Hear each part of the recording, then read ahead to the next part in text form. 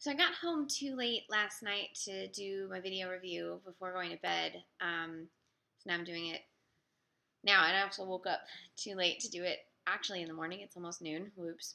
But anyways, last night I saw the documentary I Am Not Your Negro, which was by Raoul Peck, and it's based on the writing of James Baldwin, and it's narrated by Samuel L. Jackson, and then it also has some video clips of James Baldwin talking.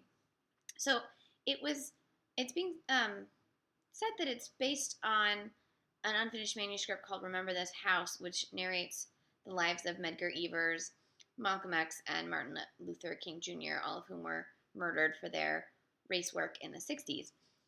But it's actually full of a lot of his texts that were published. So as I'm watching it, there were several moments where I was like, I've read that. This includes things from No Name on the Street, and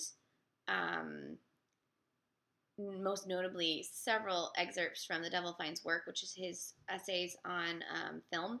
So what's interesting is they took this unfinished manuscript that was looking at the history of racism through the lives of these three leaders, lives and deaths, and then sort of plucked bits and pieces from his own autobiographical writing and put that in to tell this whole sort of story, plus, excerpts from his various filmed speaking engagements.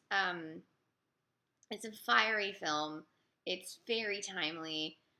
There's definitely a few moments where they took stuff that was from during this election cycle and sort of showed you how, oh my God, my alarm, showed you how it was terrible 50 years ago and still just as bad.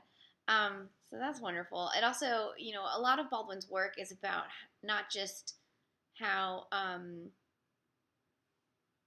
just racism, but how all of that, and basically he has that quote, the story of the Negro is the story of America, and it's a very sad story or something like that. Because basically he talks about what facets of America we find unique and how they reflect in how we're such a racist society. And it's definitely like a film that people who already are on this boat of like, we still got a lot of work to do, will be like, yes. And then I don't know that people who think we're fine or who wouldn't buy into it would actually watch this film, let alone, I don't know if they would get anything from it, or if it's so in their face that they would, I don't know, fall apart. I'm not sure.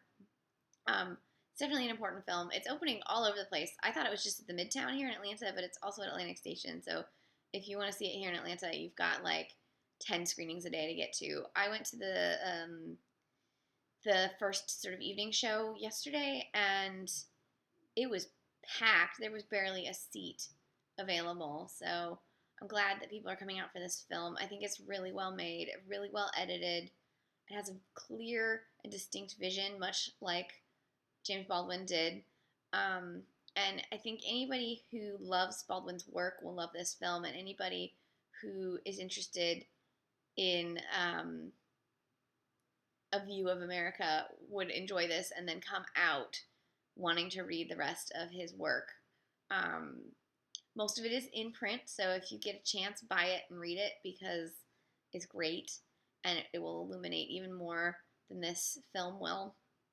Can't recommend this film enough. I am now torn because it's going up against Ava DuVernay's 13th for Best Documentary at the Academy Awards, and I think they're both such amazing, searing looks at the history of America that I am not sure. I'm not sure which one. I'm like, this one's better. No, that one's better. They're both great. They're both so good. And I hope we keep having more work that illuminates the work we have to do, to be a successful country. I wonder what it would have been like to watch this right after the election when it came out than to watch it now that we're in this administration. It's sure a very different visceral reaction, but definitely a very timely film. So this was Raoul Peck's I Am Not Your Negro, and you should definitely check it out.